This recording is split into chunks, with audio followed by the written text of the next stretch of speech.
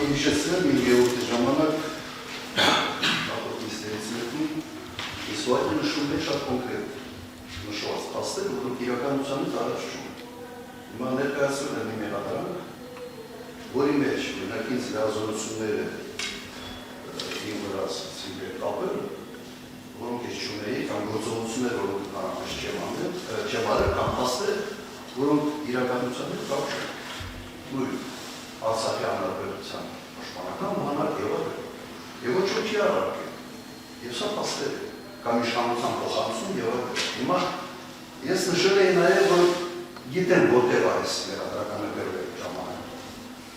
Հասկանում եմ, որ ներկա դատախազը չի հեղինակ այս մեղադրականը, բայց ինձ ստորագրել եմ, որտեղ գրել է այսպես ասենք։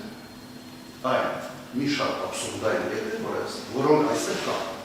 Հիմա դատարանը եթե դուր է դատս, ուրեմն դատարանը ևս իր կողմից որտեղ գրել է այն ինչն է գրած։ Հիմա ես առաջարկել նաև այս անյանտը, որ այս խնդիրն է։ Իսկապես կան անօգնել ձևակերպում։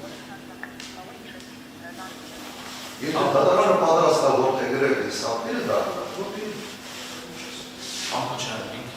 սպահին պայմանականորը համաչեցին իշխանություն չենք։ Դատարանը վերջնական որոշում կայացնելիս ձեր կողմից, եթե մասնակցի, ձեր կողմից բարձրացված յուրաքանչյուր հարցի իրական դատավորության ներքով հստակ սահմանված տալու է կոնկրետ գնահատական։ Ձեր առնչությունը պաշտոնավարել է։ Դրան յուրաքանչյուրը հատ-հատ դատարան գնահատական է տալու։ Այն ինչ որ դուք ասում եք։ Հենց օրենքի հստակ պահանջել, որ դատարանը պետք է յուրաքանչյուր մեղադրյալի մասով այդ հարցերին պատասխան տա։ Իրենք առնչություն ունեն, այն ինչ որ ստեղ նկարագրված է։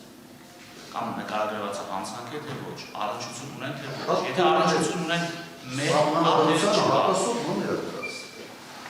Արի երևում, այն գլխից, եթե դատարանը որտեղում է սա, սրան մասին է։